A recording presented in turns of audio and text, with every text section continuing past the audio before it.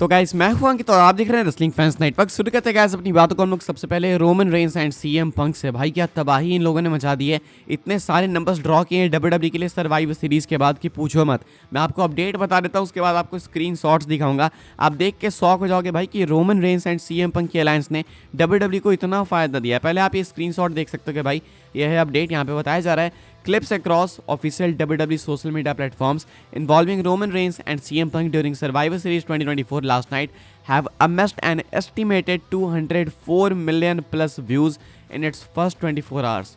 A single Instagram reel that saw Reigns stopping Punk from entering War Games has passed 76 million views as of press time, an estimated new high for a 24-hour span social media reach. बताया जा रहा है भाई कि social media पे Instagram पे अगर बात करें तो भाई एक रील है जिसपे 76 मिलियन व्यूज़ है। सिर्फ एक रील है जिसमें रोमन रेंस सीएम पंक को स्टॉप कर रहे थे ना कि नहीं तू नहीं जाएगा, सीएम पंक नहीं जाएगा, सेम ही जाएगा। उस वाली रील पे भाई 76 मिलियन व्यूज़ है। एंड अगर बाकी सारी क्लिप्स को ऐड कर दें, जितनी बची हुई क्लिप्स है सोशल मीडिया पे भाई, उन सब पे मिला के भाई 204 मिलियन प्लस व्यूज़ है डब्ल्यूडब्ल्यूई का ऑफिशियल अकाउंट्स पे, चैनल्स पे। अब यहाँ पे 204 मिलियन हटा दो भाई, सिर्फ इस एक पर्टिकुलर रील के बारे में बात करते हैं। ये अपडेट आई थी भाई कुछ घंटों पहले एंड उस टाइम तक 76 मिलियन व्यूज़ थे। अब भाई इसी सेम रील पे 88 मिलियन व्यूज़ हैं।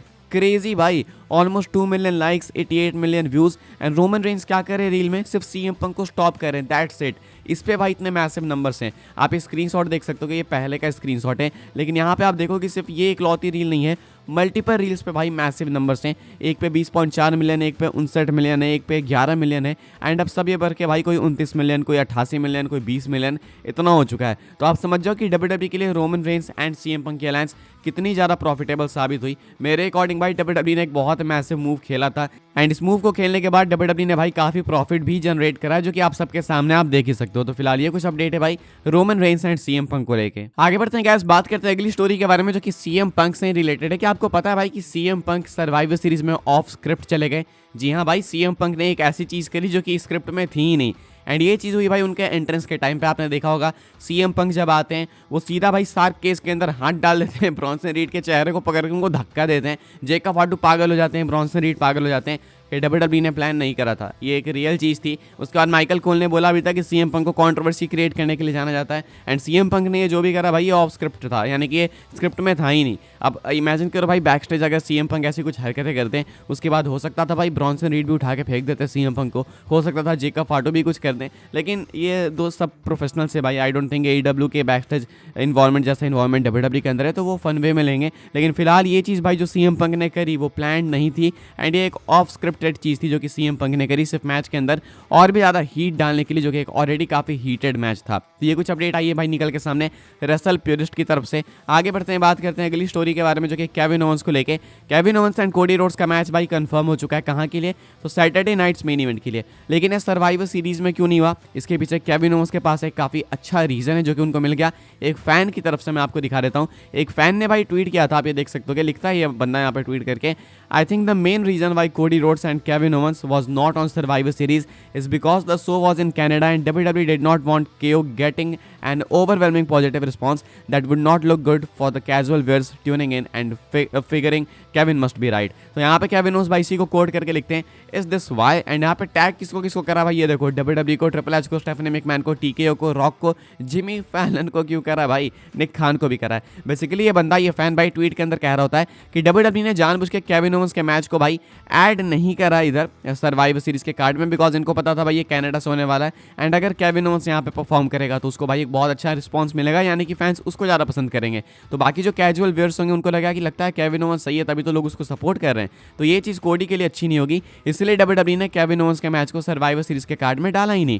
केविन ओवंस कोड करके कहते हैं इज दिस वाई, क्या यही रीज़न है। एंड टैग किसको किसको कर दिया आप देख ही सकते हो भाई, उसके नीचे खुद को ही रिप्लाई करते हैं एंड लिखते हैं does not matter the entire world knows I am right. कहते हैं कि फ़र्क नहीं पड़ता भाई, सारी दुनिया को मालूम है कि कौन सी कौन गलत है। कहते हैं कि सबको मालूम है कि केविन इज राइट। मैं तो अग्री करूंगा भाई, शायद ये हो सकता है भाई डब्ल्यूडब्ल्यूई ने बहुत अच्छा एंगल दिखाने की कोशिश करी हो, या तो डब्ल्यूडब्ल्यूई नहीं दिखाना चाह रही हो, इस फैन ने भाई एक बहुत अच्छा एंगल दे दिया इस स्टोरी लाइन के अंदर। मुझे तो कुछ ऐसा ही लगता है, बाकी आप क्या सोचते हो भाई इसके बारे में कमेंट करके बताना।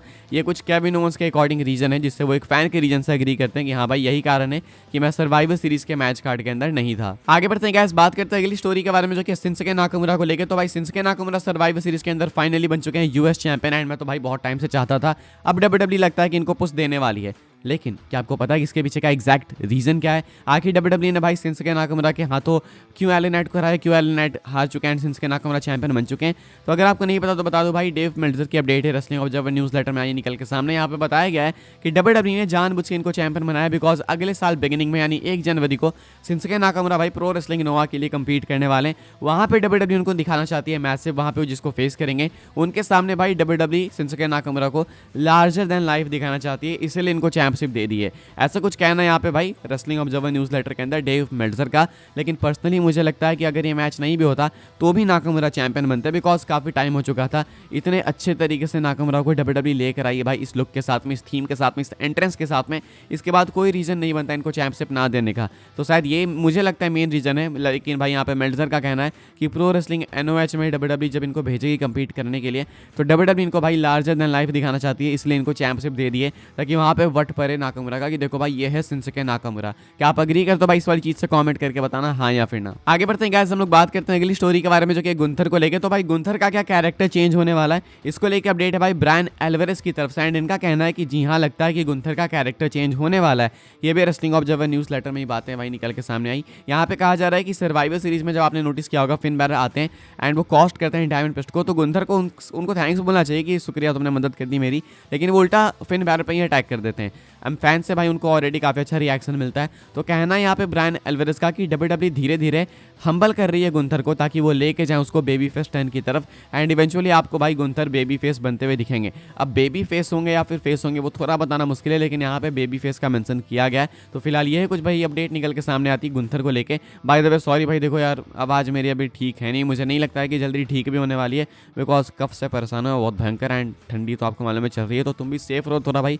मेरी आवाज़ की हालत देख ही सकते हो। एटलीस्ट भाई मैं बोलने लायक हूँ, बहुत अच्छी बात है। इससे ज़्यादा बेकार है भाई काफ़ी सारे लोगों के हालात। तो मैं तो भाई तेरे को थोड़ा सा सॉरी बोलना चाहूँगा। मैं कोशिश कर रहा हूँ इसको फिक्स कर लूँ मैं जल्दी से, लेकिन क्या करे भाई ये फटे बॉक्स की तरह साउंड कर रहा है। खैर गाइस आगे बढ़ते हैं, बात करते हैं अपनी नेक्स्ट एंड फाइनल स्टोरी के बारे में जो कि Roman Reigns and CM Punk को ही लेके। डब्ल्यूडब्ल्यूई के पास है मैसिव प्लान्स इनके लिए एंड डब्ल्यूडब्ल्यूई कुछ बहुत भयंकर करने वाली है। रसल प्योरिस्ट की अपडेट है, यहाँ पे कहा जा रहा है कि WWE long term seeds plant कर रही है। अभी तो CM Punk Roman Reigns same page पे आ गए, दोनों ने एक दूसरे की हेल्प करी। सीएम पंक ने बहुत ज़्यादा हेल्प करा है रोमन को भाई, काफ़ी सारी चीज़ों से बचाया सर्वाइवर सीरीज में। तो ऐसे में भाई डब्ल्यूडब्ल्यूई सीड्स प्लांट कर रही है एंड इनके अकॉर्डिंग शायद ये भी हो सकता है कि सीएम पंक ने यही फेवर मांगा होगा कि जब वो रोमन के अगेंस्ट जाएंगे तो पॉल हेमन उनके साथ में रहेंगे, यानी कि पॉल हेमन रोमन रेंस को छोड़ के सीएम पंक के साइड में जाएंगे। ये भी एक फेवर हो सकता है। फिलहाल डब्ल्यूडब्ल्यूई के मैसिव प्लान है, लेकिन इस साल के लिए नहीं, अगले साल के लिए। एंड अगले साल रेसलमेनिया तक मुझे पर्सनली ये चीज़ होते हुए नहीं दिख रही है। तो मे बी समरस्लैम नाइट 2 का मेन इवेंट या फिर नाइट 1 का मेन इवेंट ये हो सकता है। अब आपके अकॉर्डिंग भाई इनका मैच कहाँ होना चाहिए, कब होना चाहिए एंड स्टेक्स क्या होनी चाहिए, कैसे पॉल हेमन काफ़ी हैं या फिर कोई टाइटल भी होनी चाहिए, कमेंट करके बताना। बाय द वे ये इतने मैसिव नंबर्स जो कि अभी जनरेट हुए हैं वो देख के आप जान ही सकते हो भाई, समझ ही सकते हो कि क्या भयंकर हालात है भाई। इन दोनों को अगर डब्ल्यूडब्ल्यूई साथ ला दिए तो कितना प्रॉफिट है। तो ऐसे में डेफिनेटली फिर से साथ लाएंगे, लेकिन इस बार हो सकता है कि एक दूसरे के आमने सामने लाएंगे एंड इस बार हो सकता है कि और मोटे पैसे छापें। आपको क्या लगता है भाई, कमेंट करके बताना क्या होना चाहिए, मैच होना चाहिए या फिर अलायंस फिर से बननी चाहिए, लिख के बताना।